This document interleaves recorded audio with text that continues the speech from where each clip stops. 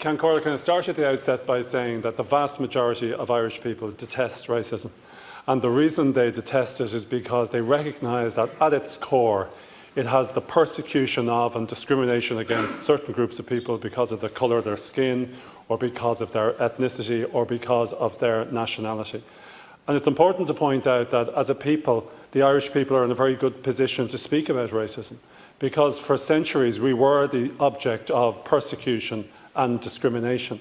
And I think it's important that we recall that, and that we recall it for the purpose of seeing how we dealt with it and got to a stage now where the persons who previously persecuted us are now our friends. If you look back in Irish history, if you were to look at the Tudor conquest in the 16th century, that was a form of racist ethnic cleansing.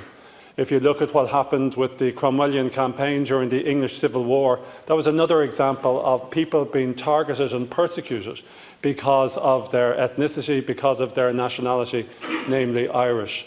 I think we can now also learn internationally that the big body of work that institutionalised racism was both colonialism and imperialism.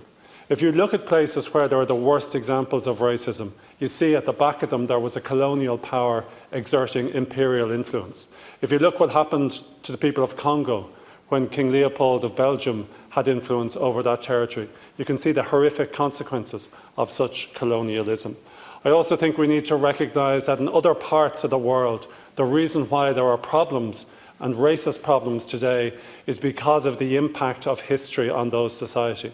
You may say that imperialism didn't play as significant a part in the United States as it did in European and African countries, but the core of the problem that exists in the United States today is because of the history of slavery, segregation and institutional racism that existed there both prior to and after the American Civil War. It is deeply regrettable that now, some 170 years after the American Civil War, issues concerning racism have still not been adequately dealt with. I think we also need to recognise that the two most powerful influences in our time, globalisation and social media, play a big role in promoting racism, but also in standing up to it. One of the benefits of globalisation and social media is that people now are outraged when they see a form of social injustice, not in their city or in their country, but anywhere in the world.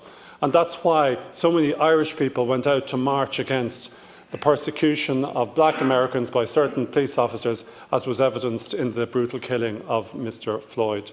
So I think that is a positive influence of it, and social media contributes in terms of sending out that message.